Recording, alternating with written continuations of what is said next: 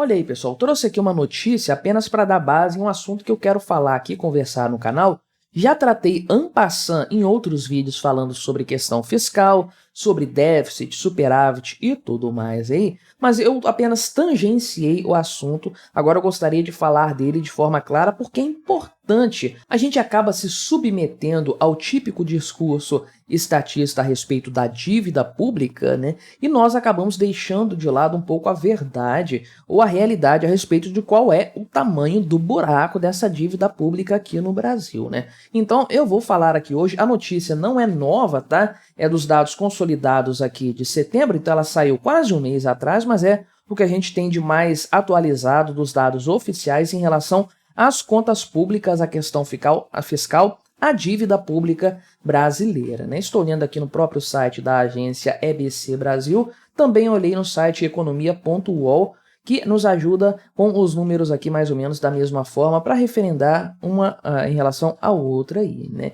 E aí a grande questão que eu quero conversar aqui é: qual é o real tamanho do buraco da dívida brasileira? Será que isso de superávit primário, déficit primário, realmente deve ser levado em conta ou isso é apenas uma maquiagem fiscal para esconder da população brasileira o tamanho real do rombo que o Estado possui em matéria fiscal, não é? Então vamos conversar sobre esse tema aqui, mas antes disso, né, se você ainda não é inscrito no meu canal, se inscreva para ajudar este canal a continuar crescendo. Eu tenho perdido inscritos aqui nas últimas semanas, realmente uma situação um pouco complicada, né? E se você já é inscrito no meu canal, confira a sua inscrição, porque eventualmente ela pode ter sido retirada pelo YouTube, sabe-se lá por qual motivo. Dessa forma aí você me ajuda a continuar fazendo esse trabalho, o meu canal a crescer, né? Isso é muito importante para mim. Então lá no mês de setembro, esses dados são consolidados geralmente no começo do segundo mês subsequente, então as contas de setembro foram fechadas, os dados oficiais, no começo de novembro. Então estamos aqui, estou gravando no dia 3 de dezembro, a gente ainda não tem esses dados, essas informações, esses valores lá do mês de outubro, que seria mais interessante, mais atualizado para a gente conversar. Mas não faz muita diferença. Lá no mês de setembro nós tivemos aí um déficit primário, né? Olha só, primário de 18,071 bilhões de reais. Isso aqui é um déficit somando tudo, União, estados, municípios e empresas estatais que também tiveram um déficit considerável, né? Diga-se de passagem, sendo que no ano anterior, setembro de 2022, houve um superávit primário de 10 bilhões de reais. Nós sabemos bem que o ano passado nós tivemos um superávit mesmo no fechamento do ano, uma coisa que não acontecia acho que há mais de uma década, não é? Então, realmente os números de setembro foram decepcionantes, assim como os números do ano todo têm sido. Isso aqui se explica, né, conforme eles colocam aqui no site da EBC, uma queda na receita do Estado de 6,2% e um aumento nas despesas de 11,5%. Na época que esses números saíram, eu expliquei isso com detalhes, né? Só que isso aqui é o déficit primário, a situação fiscal primária. O que significa isso? Significa que existe ainda um resultado final a ser avaliado. Empresas têm isso aí também, né? Tem um lucro ali que é apurado antes do pagamento de juros e serviço de dívida e tudo mais. Então, né, esse lucro é divulgado, mas existe um outro lucro ali abaixo, né, que não é o importante para o acionista no final das contas, né, para a questão dos dividendos, porque vai ter despesa com juros ainda que vai reduzir esse montante aí, e depois que for calculado os juros efetivos, ainda vai haver a cobrança do imposto de renda e da contribuição social sobre o lucro líquido, somando ainda aos 34%, geralmente, né? Isso aí vai impactar ainda no valor até chegar no lucro líquido, que é aquela parcelinha final ali, que vai ser dividida uma parte disso apenas com os acionistas, né? Então, existe essa ideia de você ter um subtotal, um resultado parcial, antes do resultado final. Só que aqui é a questão pública, né, tratando em matéria de orçamento público, questão fiscal pública, esse valor geralmente é o que é considerado, por exemplo, no atual teto de gastos, para você classificar um orçamento, uma gestão orçamentária como crime fiscal ou não, né?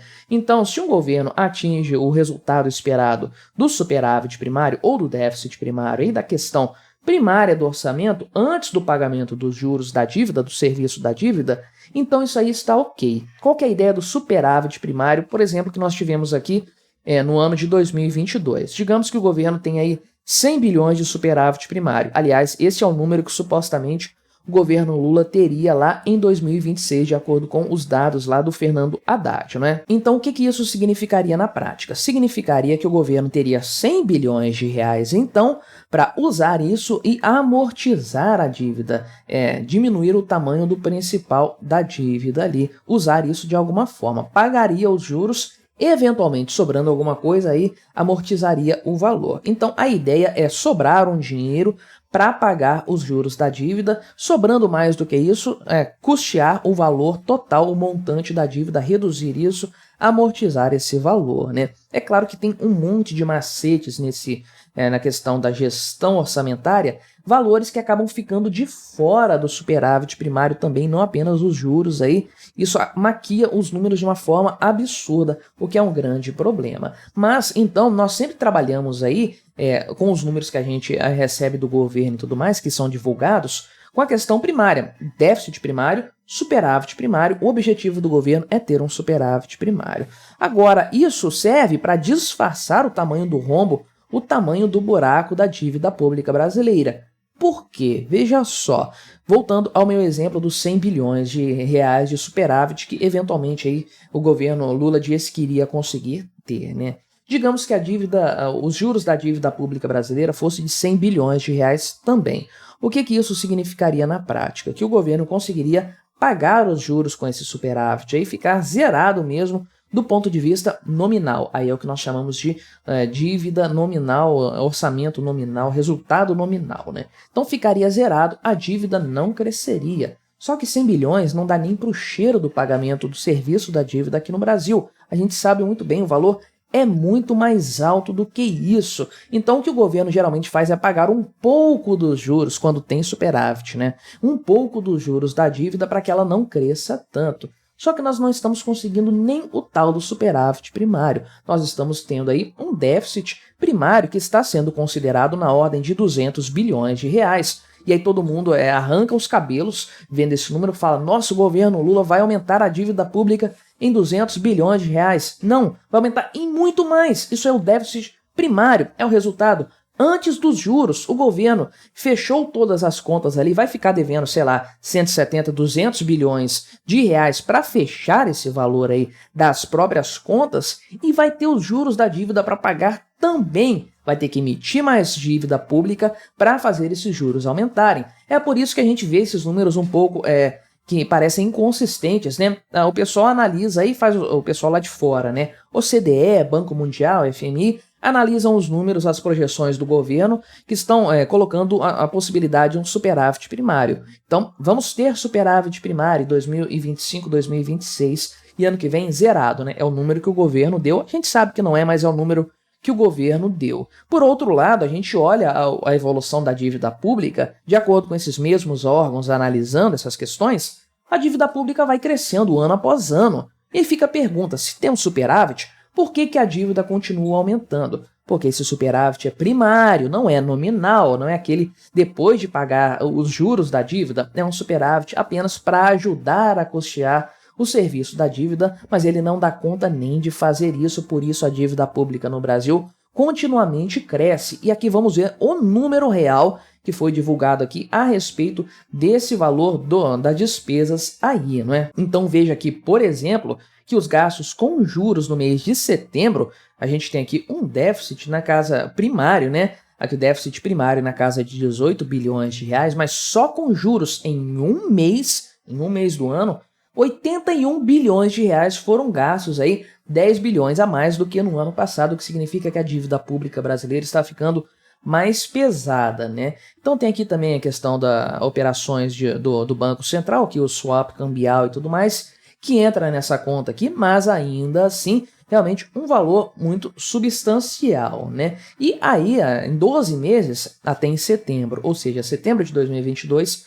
a setembro de 2023, o setor público acumula um déficit aqui nominal de 800 bilhões de reais, o que é 7,62% do PIB. Esse aqui é o tamanho do rombo, o tamanho aqui da dívida pública brasileira. Realmente uma coisa assim impressionante em 12 meses. Não é o valor ainda de 2023, né? A gente não fechou o ano ainda, a gente não sabe quanto que é, mas a gente pode meio que extrapolar isso aqui para dizer que é a coisa mais ou menos isso aqui durante um ano mesmo, na casa dos 800 bilhões de reais de déficit nominal. Essa aqui é a dívida pública real que nós temos no Brasil, né? Então, realmente, se você considerar esse cenário, você tem uma dívida de 800 bilhões aqui e você tem um déficit ainda previsto para os próximos anos, né? A gente sabe que vai ter no final das contas. Então, isso é uma bola de neve que vai se acumulando, vai aumentando. Você vai ter aí, conforme há uma progressão do déficit primário, né? Ou seja, o governo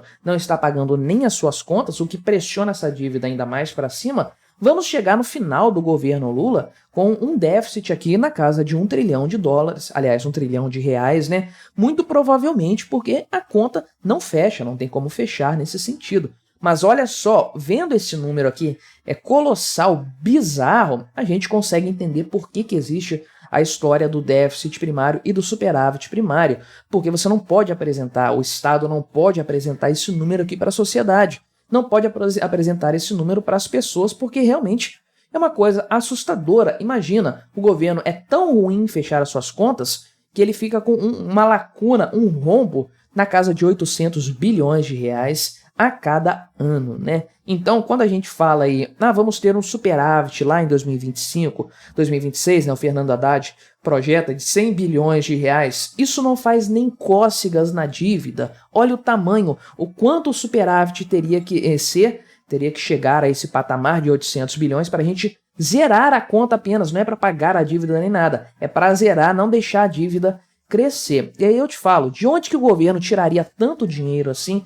Onde ele faria crescer a sua arrecadação para chegar nesse número, para chegar nesse valor, né? É impossível. A dívida pública brasileira não é passível de ser paga, não pode ser quitada, ela vai sempre continuar crescendo, o déficit vai subir, não há receita suficiente para cobrir esse rombo. O Estado brasileiro, isso aqui vale para qualquer outro país também, né? Não é só o Brasil, mas estamos falando da nossa realidade. O Estado brasileiro é incapaz de gerir as suas contas, fazer o seu orçamento fechar, e isso, meu amigo, no longo prazo vai cobrar de todos nós a conta, infelizmente. Uma hora isso aí vai acabar explodindo, né? Mas o que você achou dessa história, dessas informações? Colabore com o nosso debate, se inscreva no meu canal se você ainda não for inscrito e até a próxima.